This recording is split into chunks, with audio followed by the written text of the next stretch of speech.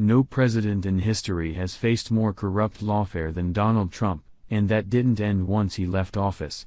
Numerous criminal probes are going on in various far-left districts, including New York City and Atlanta, in an attempt to throw Trump in prison for anything they can come up with. You see, unlike most criminal investigations, these probes didn't start with a clearly defined crime that demanded justice.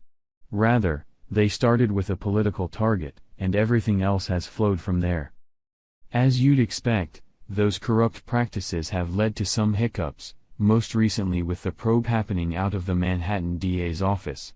In February, Red State reported on the resignation of two lead prosecutors who were upset the newly elected DA, a Democrat, was expressing reservations about their case. Bragg's predecessor had accelerated the probe last fall, impaneling a grand jury and receiving much fanfare, especially from the media sphere. Once Bragg took office, the case appeared to be moving ahead as planned, but these resignations testify to some kind of major internal shift. If Bragg was now expressing doubts about the case moving forward, it signals that he doesn't believe the evidence is there for a conviction.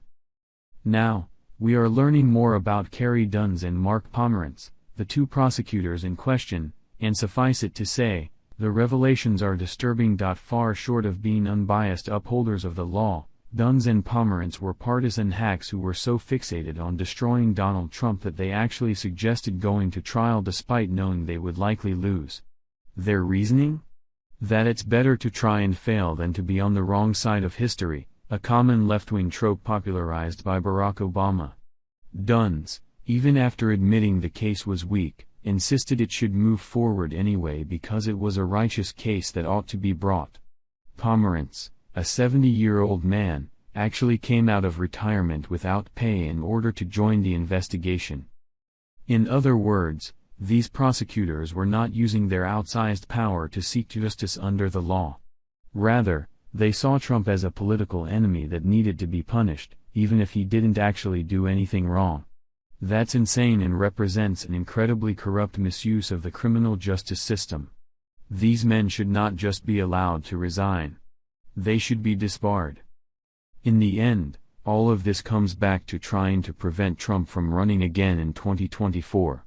No doubt, Dunns and Pomerantz felt that if they could tie the former president up in a criminal trial for the next several years, they could dissuade him from running, or at the very least, make him a liability in the primary.